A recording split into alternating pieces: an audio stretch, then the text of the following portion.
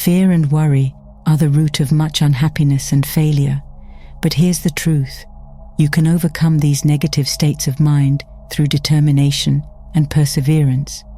Just as strong, confident desires can attract positive outcomes, fears can draw in negative ones. Understanding this principle is key to mastering your thoughts and achieving a more fulfilling life. A strong expectation is a strong magnet. The person who has a strong, confident desire attracts the things that help him best: people, things, circumstances, environment. If he desires them hopefully, trustfully, confidently, and calmly. And it is equally true that the one who fears something generally manages to set forces in motion that bring the feared thing upon him. Do you not see that the person who fears really expects the feared thing? And in the eyes of the law, it is the same as if he had really wished or desired it. The law is effective in both cases. The principle is the same. The best way to overcome the habit of fear is to adopt the mental attitude of courage. Just as the best way to dispel darkness is to let in the light. It is a waste of time to combat a negative thought habit by recognizing its power and trying to force it out of existence through immense efforts. The best, safest, simplest, and quickest method is to embrace the existence of the positive thought that is desired in its place. And by constantly engaging with the positive thought, you manifest it into objective reality. So instead of repeating, "I am not afraid," say, "I am full of courage, I am brave."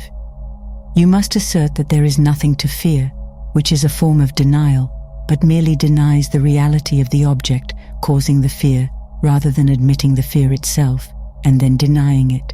To overcome fear, one should adhere to the mental attitude of courage. One should think courageously, speak courageously, and act courageously. One should have the mental image of what courage means in mind all the time until it becomes a normal mental state. Keep the ideal firmly in mind, and you will gradually achieve its realization. The ideal will manifest itself. Let the word courage deeply penetrate your mind and hold it there until the mind anchors it. Imagine that you are courageous. See yourself acting with courage in difficult situations.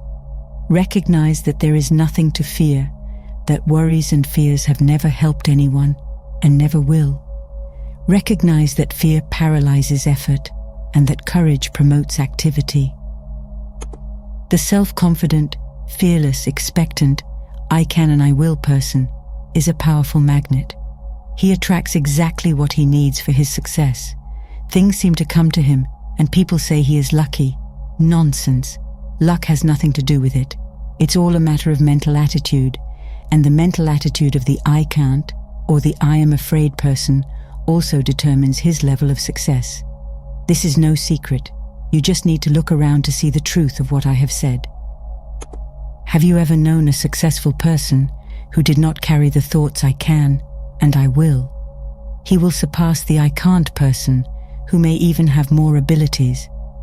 The first mental attitude brought hidden qualities to the surface and attracted external help, while the second mental attitude not only attracted "I can't" people and things, but also prevented one's own powers from manifesting.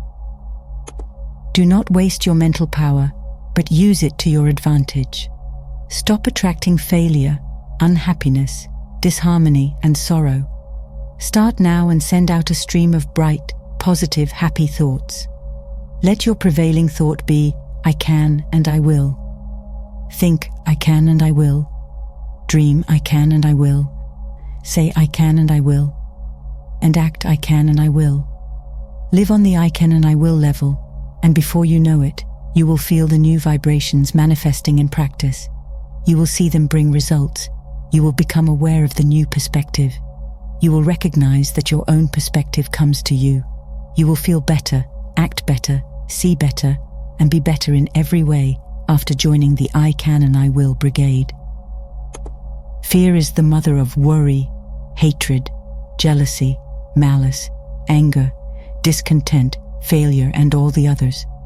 The person who frees himself from fear will find that the rest of the brood has vanished. The only way to be free is to get rid of fear, uproot it from the roots.